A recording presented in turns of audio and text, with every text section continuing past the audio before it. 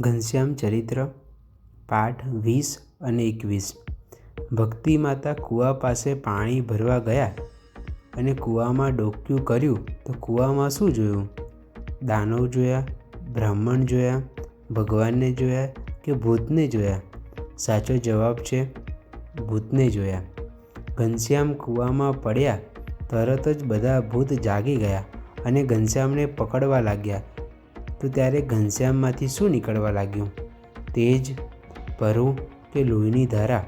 સાચો જવાબ છે તેજ નીકળવા લાગ્યું।